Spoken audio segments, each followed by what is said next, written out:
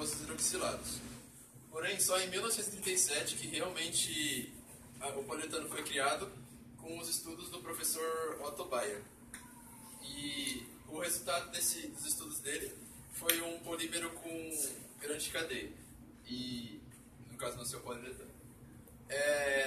Ele ficou popular depois que, na Segunda Grande Guerra, a industrialização foi desenvolvida e os incentivos para a produção de peças com poliuretano foram aumentados, principalmente nos Estados Unidos e na Inglaterra.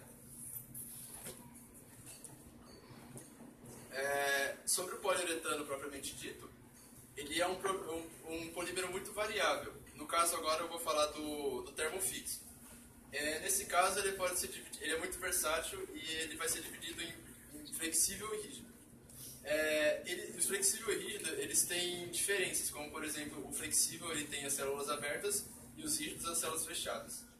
A obtenção dele é basicamente a seguinte: você mistura um poliol e um isocianato e gera a cadeia uretânica. Aqui dá para ver o isocianato à esquerda de vocês e o poliol à direita, no caso a molécula uretânica embaixo.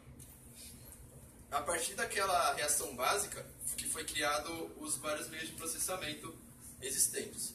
No caso aqui eu vou falar 4, que é o one-shot, o bicomponente, o semi-pré-polímero e o sistema float. No one-shot, todos os componentes, o poliol, isocianato, catalisadores de Paschen, de expansão, são misturados e derramados no molde. No bicomponente, todos os componentes são misturados com exceção do isocianato.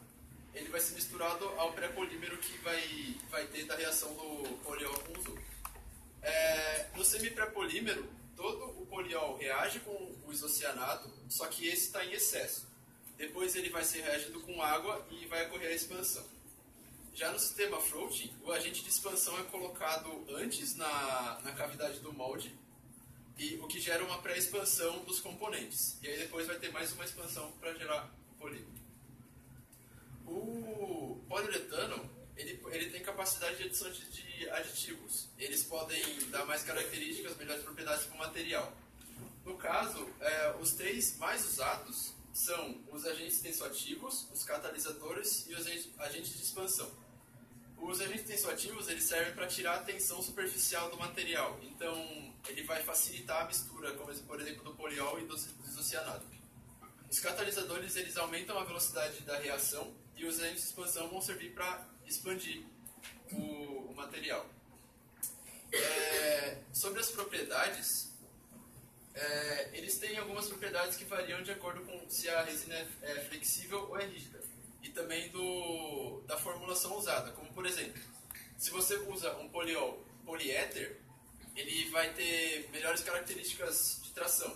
Se você usa um poliol poliéster, ele vai ter melhores características de resistência a gases, a produtos químicos. Esse polímero também é um ótimo isolante térmico e as suas propriedades mecânicas podem ser muito bem comparadas a outros materiais não espumados. Devido à alta variedade de propriedades que esse polímero tem, ele pode ser usado para muitas coisas, desde colchões até o solado de sapato. Ele também é usado para fazer assento de automóveis em geral e peças automotivas, como por exemplo. Existem também os poliuretanos termoplásticos, chamados TPU, e eles podem ser segmentos flexíveis ou rígidos, e o que difere dele para o nosso, o que nós usamos no projeto, é que eles podem ser remoldados após o seu uso. Eles possuem, em geral, boas aplicações, boas propriedades térmicas e mecânicas. Podem ser remoldados por injeção ou por extrusão. A matéria-prima ela deve ser estufada antes do seu uso, porque esse é um material higroscópico, ou seja, ele sofre uma hidrólise em contato com a umidade, e fazendo com que degrade sua molécula. O poliuretano, o TPU, ele é um material muito versátil, possui várias aplicações. Dentre elas estão tubo pneumático, mangueira e capa para celulares. Bom, eu vou continuar falando sobre o poliuretano rígido estrutural, que no caso é o que a gente estava usando no nosso projeto. Ele tem como a principal característica a pele ser lisa e dura, só que o miolo dele é poroso. Ele também, como o outro o poliuretano que eu expliquei antes, ele vem da reação de um isocianato com o poliol. Só que é mais preferível o uso de um isocianato especial para o poliuretano estrutural e o do poliol poliéster. As propriedades, devido à pele dele ser lisa e dura, ele tem ótima rigidez e na fase líquida ele possui uma excelente fluidez. Como no outro, as propriedades deles podem ser equiparadas a outros materiais não espumados.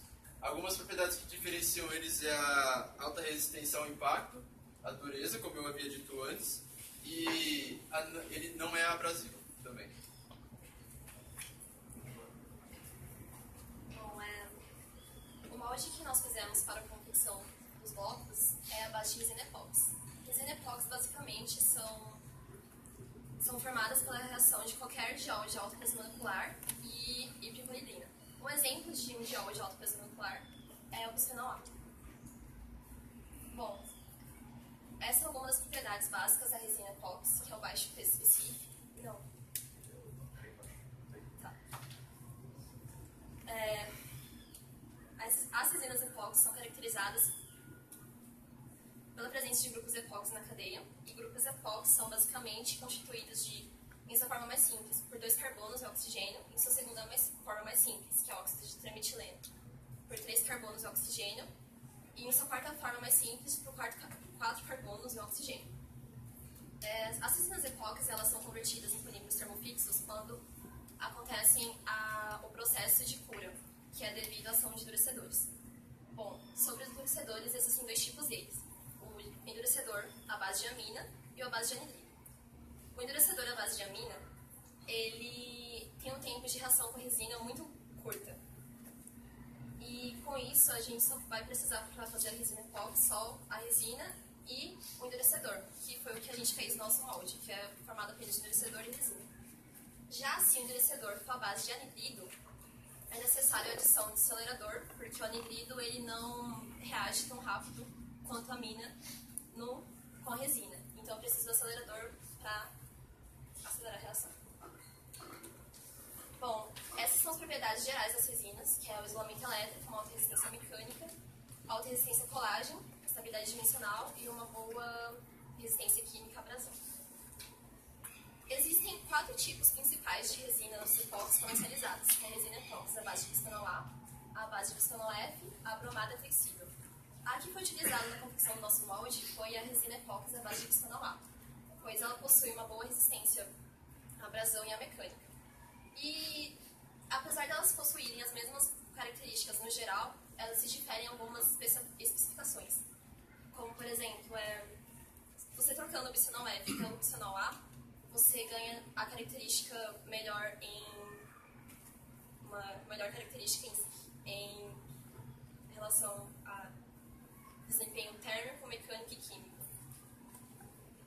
As resinas epóxi, elas possuem um amplo campo de aplicação na indústria. Elas podem ser utilizadas em encapsulamento elétrico, em piso industrial monolítico e como na fabricação de moldes, que é o nosso caso.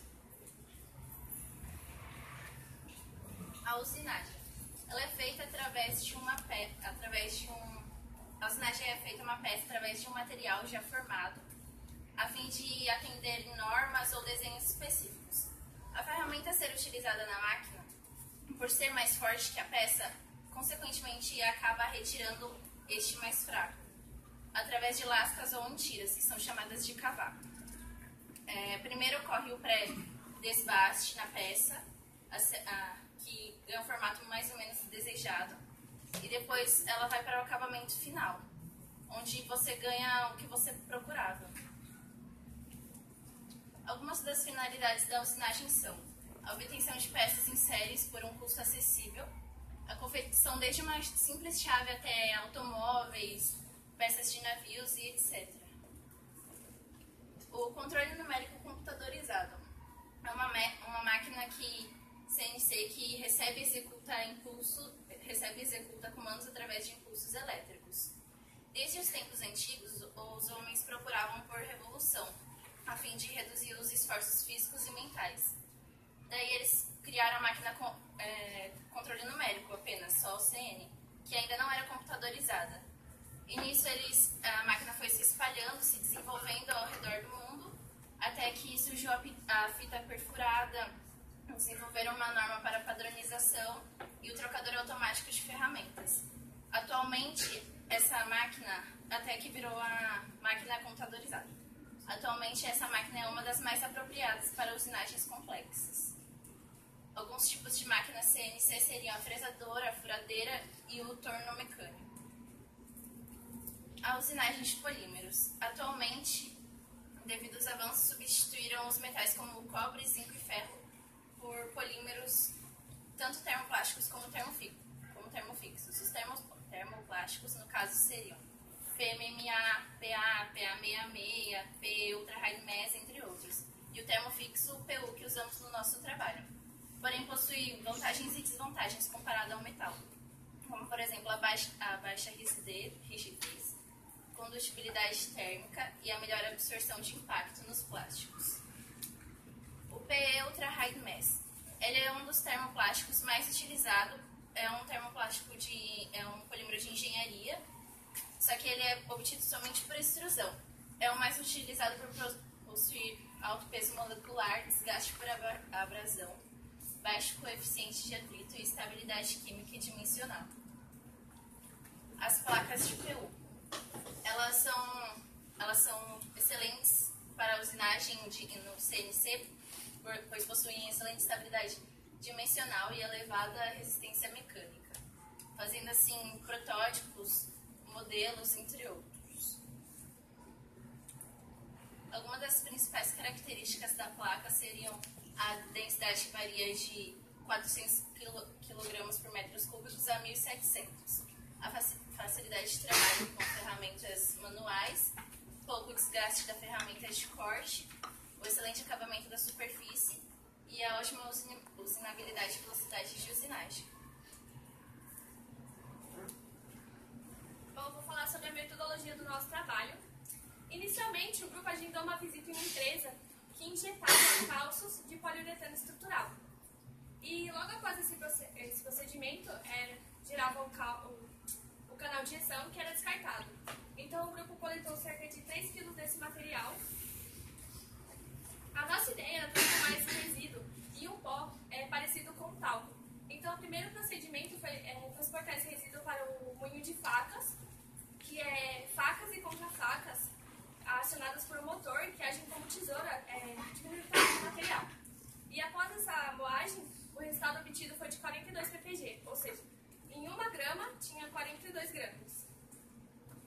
Como não atingimos ainda a espessura desejada, utilizamos o moinho bola, que é um compartimento onde se deposita o material junto com bolas de alumínio, e com a rotação, as bolas causam atrito com o material, diminuindo o tamanho das partículas.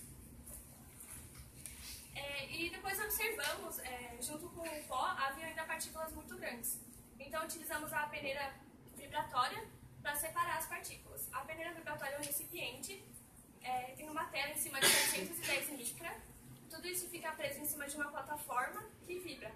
E você ajusta a intensidade de vibração. E essa vibração faz com que ocorra a separação das partículas. E depois da separação, obtivemos 682 gramas desse material. Lembrando que a gente não moeu os 3 quilos.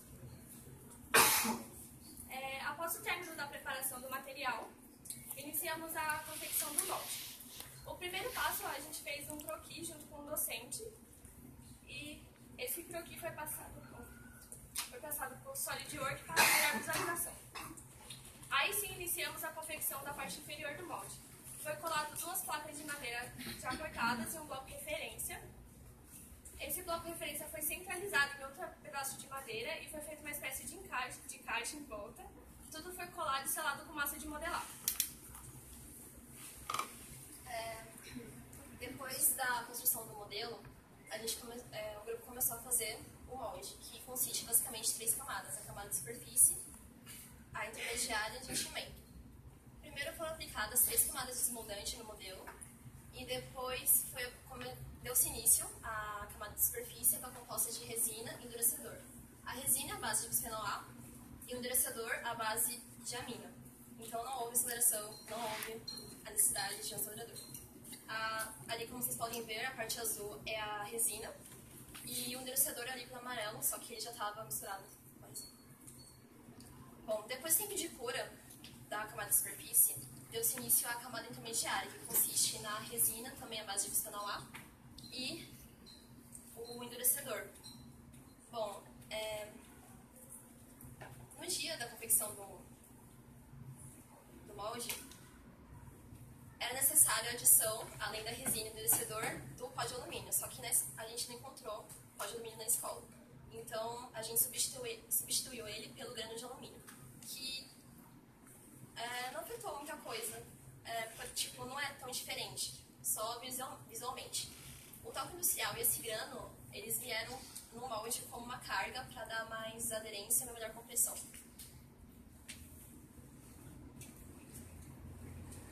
E depois da cura da camada intermediária, fizemos a camada de enchimento, que é a mistura da resina Relan M, o endurecedor arador HY956 e as pedras de quartzo que agem como carga.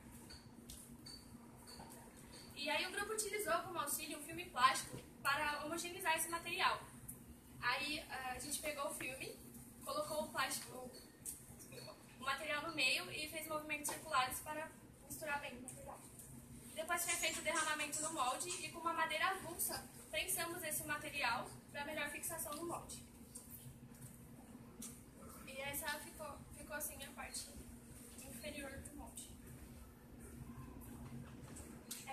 E aí depois de curado, a gente começou a confecção da parte superior, que é a mesma coisa desde a parte da colagem das madeiras até a aplicação das resinas. A única diferença é o tamanho delas. Finalizou assim. E aí, após a preparação do molde, iniciamos a confecção dos blocos. Colocamos o molde dentro da estufa, pois o calor auxilia a reação do poliuretano. Enquanto o molde estava na estufa, preparamos a bancada com uma prensa que mantém o molde fechado, evitando que ele abra com a expansão do poliuretano, pois a gente trabalha com densidade moldada, e um suporte com uma furadeira e um misturador na ponta, para ser mais rápida a homogeneização da formulação. Para a confecção dos blocos, o grupo escolheu 4 formulações. Um com 0% de resíduo, que é só 80 gramas de poliol e 80 gramas de isocianato. Um com 10% de resíduo, que é 16 gramas de resíduo. 72 de poliol e 72 de isocianato. O de 20%, que é 32 gramas de resíduo. 64 de poliol e 64 de isocianato. E por fim o de 30%, que é 48 gramas de resíduo, 56 de poliol e 56 de isocianato. A gente fez a formulação com base no bloco referência, que tinha como densidade 800 kg por metro cúbico. Então, assim, iniciamos o preparo do PU. Foi feita a pesagem do isocianato, poliol e resíduo, respectivamente, e depois fizemos a mistura.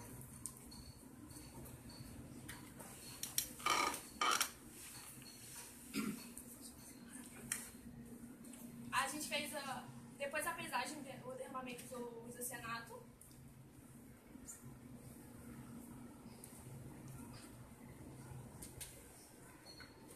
Foi rapidamente misturado com o suporte com a furadeira. E como a reação tem um tempo muito curto, de mais ou menos 30 segundos, o derramamento no molde também foi feito rapidamente. Fechamos o molde e colocamos ele na prensa.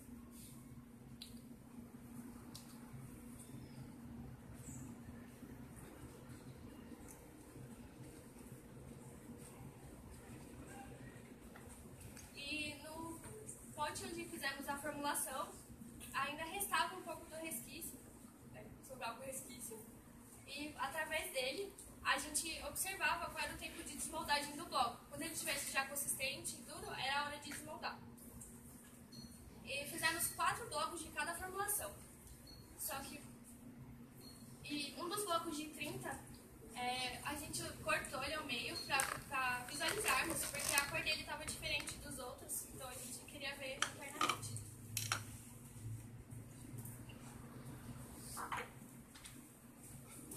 usinagem dos blocos não foi priorizado um bom acabamento superficial, porém, mas sim se esse bloco aguentaria uma usinagem sem problemas. E é importante destacar que a rodinha que a gente escolheu é uma peça crítica nesse processo e com ela dá para avaliar a resistência mecânica do material, do bloco, no caso. As ferramentas utilizadas no torno CVC foram 3 fresas e 2 pinças, sendo que as 2 fresas foram 6 mm e a última fresa foi esférica de 3 mm para melhor acabamento superficial. A máquina CNC escolhida, ela possui 4 eixos, porém o quarto é rotativo e não precisamos utilizá-lo. Então, utilizamos apenas os 3 primeiros eixos,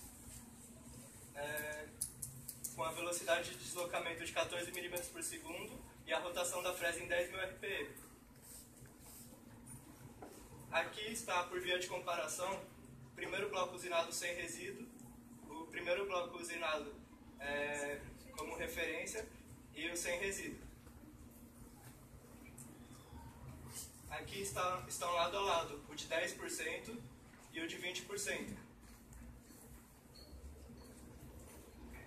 Na hora da usinagem no bloco de 30%, ocorreu uma quebra dele.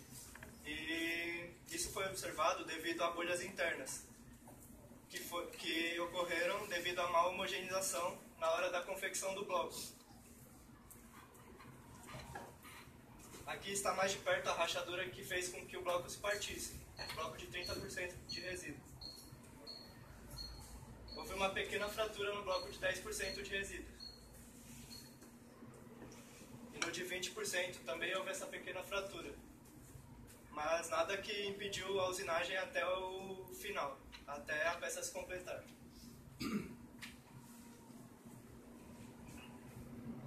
Para testarmos as propriedades do nosso bloco, cortamos ele em tiras, depois medimos ele no formato do corpo de prova para que ficasse nos padrões da norma.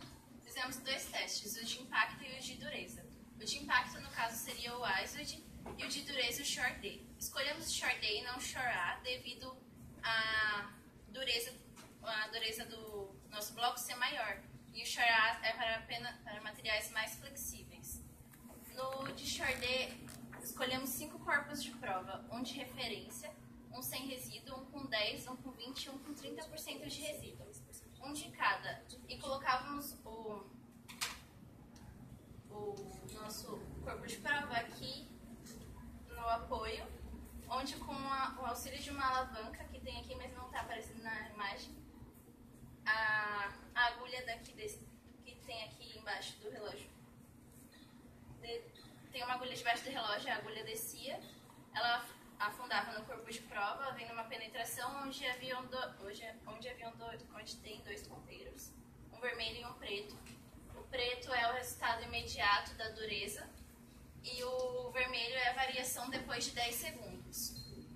Medimos 5 vezes em cada corpo de prova, depois disso obtivemos uma média.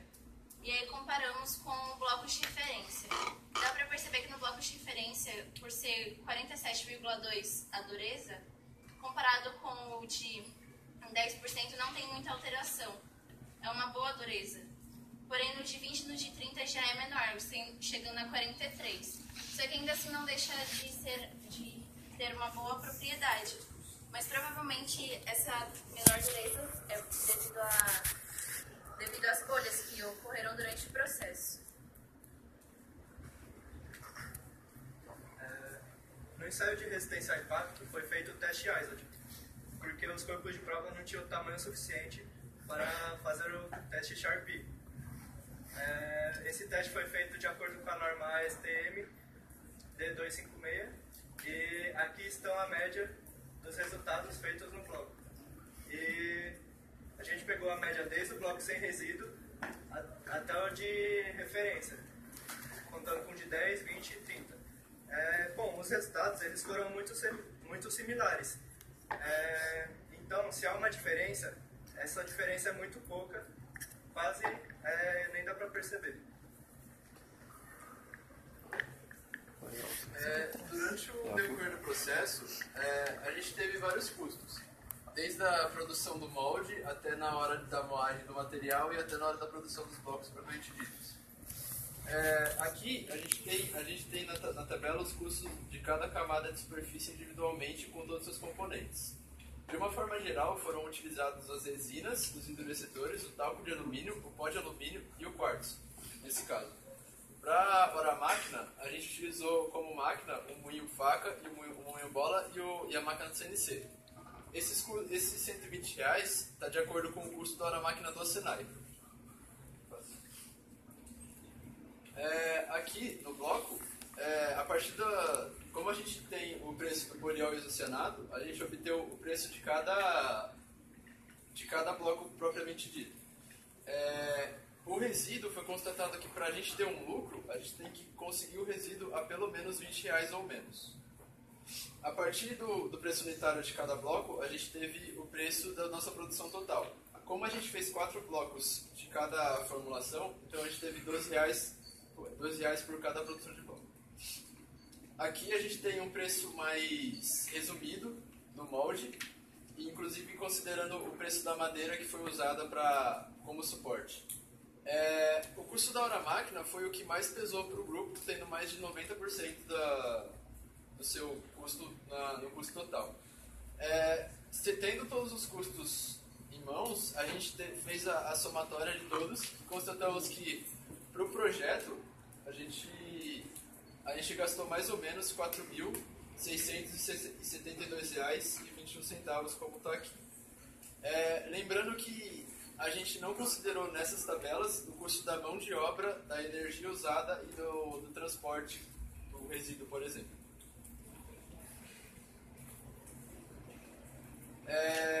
Como resultado, a gente está considerando dos ensaios. Os resultados de dureza não foram tão diferentes do nosso bloco de referência. Sendo assim, a gente consegue manter as propriedades não tendo perda das propriedades. O de impacto foi a mesma coisa, basicamente, em relação ao bloco de referência. Bom, então o grupo analisou os resultados obtidos e concluímos que é possível sim a incorporação do resíduo micronizado no bloco de PU, exceto no bloco de 30, pois ele precisa de equipamentos mais melhores para a homogenização, pois a gente está fazendo uma homogenização mais baixa, assim, então ele não estava homogeneizando por completo.